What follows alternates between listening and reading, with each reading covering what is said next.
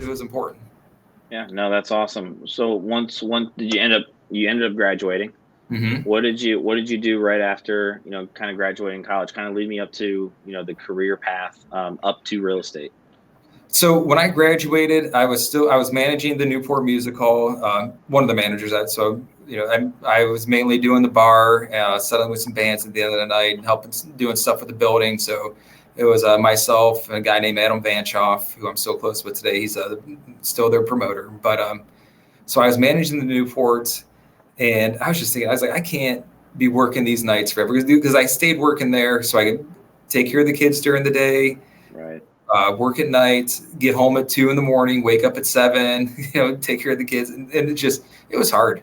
And I just couldn't do it anymore. And, you know, I started to pay attention to real estate a little bit. Our first house was a foreclosure. My wife bought it, and then I moved in with her, and it was in Gahanna, nice little house, just needed a ton of work.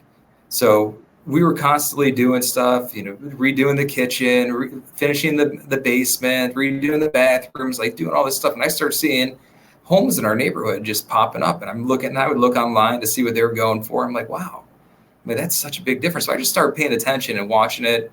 And it just kind of caught my interest. And a good friend of mine was a lender. He's still a lender today. Him and I work together quite often. But we talked, and he's like, why don't you come join my office? He said, you're probably not going to make much money for about 6 months, but come join us. And I think you would do a good job with it. So I was thinking, I was like, yeah, what? That's not a bad idea. I don't know, it's about 6 months without making any money, but it didn't seem like a bad idea at the time. And I just started thinking about it more and more. And I was like, with working at the Newport, working behind the bar, like I was on the front lines. I got to deal with people face to face.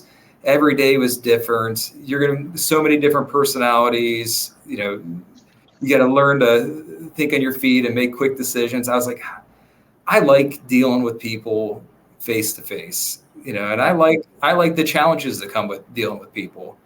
So I was like, maybe I'll try getting my real estate license. And I did that in 2000. I got my license in 2013. And right around the time where I got licensed, the company wanted to promote me to go work at the larger concert venue downtown. I believe it's Kemba Live now. Okay. So I went down there, and I was working and trying to do real estate a little bit part-time. And, it's hard to be a part-time agent. If you're not putting that effort into it, it's hard to get the rewards, and you see people and how well they're doing, and you're like, man, I want to do that. I think I can do that. Yeah. And so I was doing that. I was working there, and I reached a point where I couldn't do it anymore. Working the nights and the concert venue it was too much. I didn't like being away from my family at night. It was just a lot.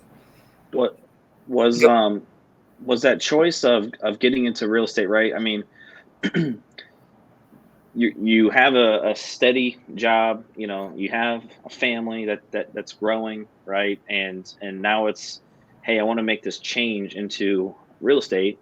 In 2013, which we were coming out of, right? Mm-hmm. It wasn't great, it wasn't terrible.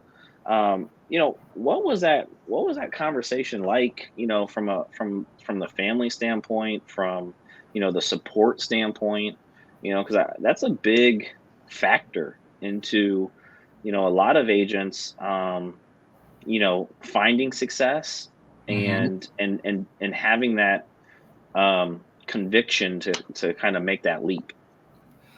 I'm very fortunate. So I had a ton of support.